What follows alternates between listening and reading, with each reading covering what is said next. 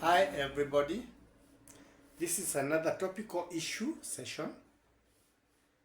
Uh, Today's topic is, can you impugn the law as you protect it at the same time? Legally speaking. Today KADZO does a NUKITE or a knife strike.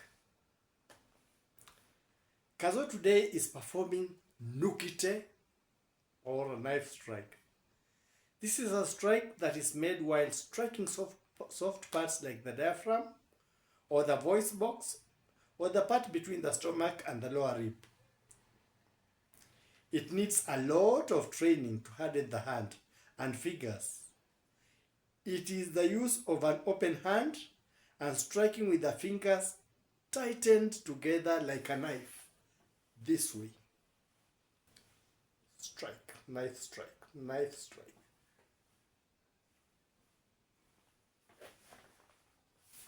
This brings us to this part of our activity in the Kenyan politics. Early campaign by all politicians and activists. Those who complain their areas have not been attended to, both politically and development-wise. Those who want to assert their political will and those who want to entice the masses. Some demonstrate to assert human rights, others impute law by looting and arson, and more atrocities occur during these activities. The churches have taken part and supported these activities positively, and sometimes others have had negative effects. The government has tried to stop these activities positively, and other times also it has resulted into negative effects because there has been also use of force, which is there during demonstration, but sometimes excessive force. And everyone has stood his or her ground. Now let us look at these issues critically as KADZO or the Kenyan citizens. These ones, I'll put them in question form. You will call a meeting between you and yourself, or sometimes you can even talk to your friends or neighbors. Ask these questions. Do brainstorming. You'll be able to come up with your own answers. Do we want economic change? That is the first question. Do we want leadership change? That is the second question. Do we want to keep up with the human rights so that the human rights are protected? That is another question. If yes, will demonstrations avail us these rights? That's another question. Will having early political campaigns avail us what we want? That is another question. Having answered yourself these questions, ask yourself these other questions. Today we shall just deal with questions. Do brainstorming. Do we have legal means to address these issues? That is a question. Can those issues be achieved through these channels? These ones that we have. Do we have legal? Can we achieve our objectives through these channels? Legal, institutional. Are we using these channels? Or are we just picketing and demonstrating? Something that you can use certain offices or certain legal structures to achieve. Do you need to picket for those? Move to these other questions. Is it the right time to campaign? Because elections is after next year. This is a time that we are supposed to be busy working, busy finding out which politicians are working, who cheated us, who are there not doing whatever was supposed to be done. if it's not for human rights activities, do we really need to start campaigning this early? Do we encourage our leaders to campaign this early?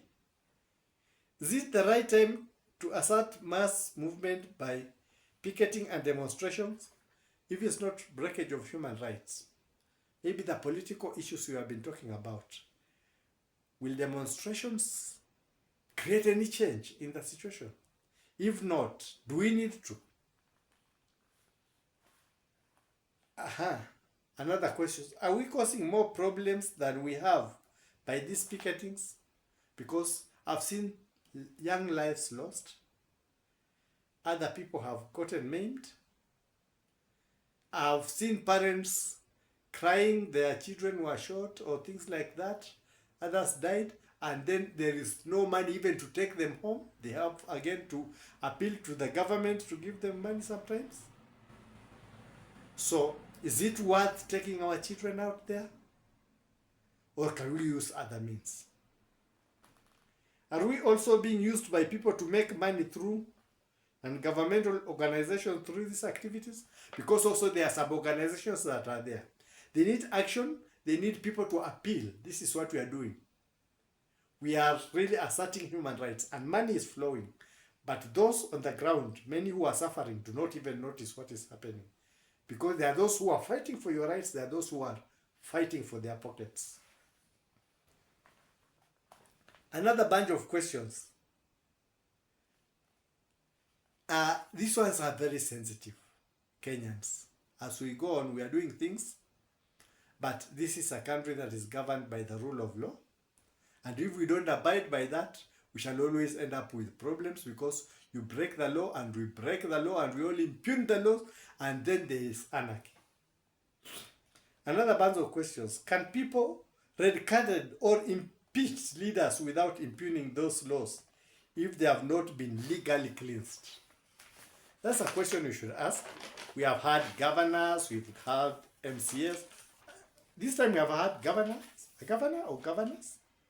Have we had MCS and other people in different cadres? What are the rules? If you are impeached, can you lead politics unless you are cleansed? Can you run for government office before you are cleansed?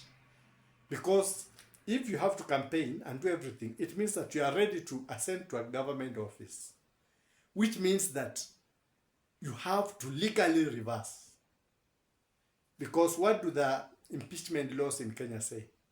That if you are impeached, you will never run for anything unless you are cleansed. Nothing completely, not even a civil service slot announced.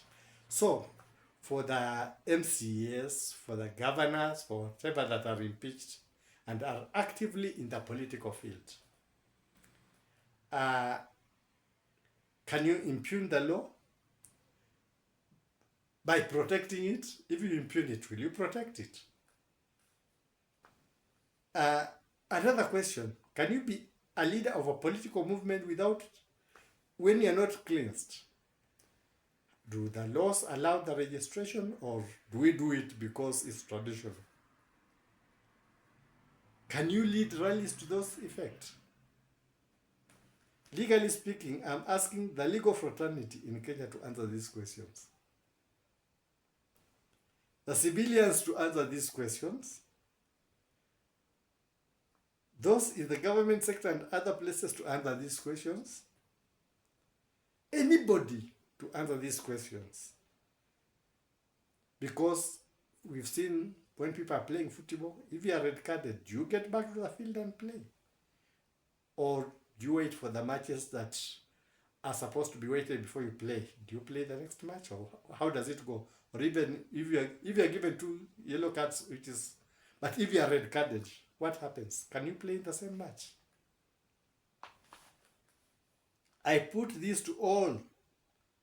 Do we need to keep playing the way we are playing, or do we realign in our political interests and for our own safety? Mine are just questions, but my feelings is that we may not be on the right track. Let's play within the laws in order to keep and maintain the same laws.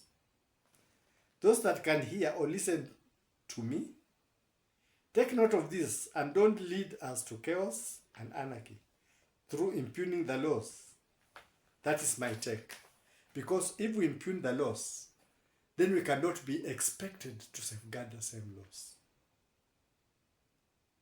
We have to start by safeguarding the law so that we show goodwill that when we are there, we can safeguard the law. What do the laws of Kenya say? Because there are so many activities going on, legally and illegally. When you're doing something illegal, can you claim it is protecting legality? Those are the questions that we have to answer. That's what I've been thinking. Those are my humble questions. Please brainstorm, discuss, give your answers. That's my take for today.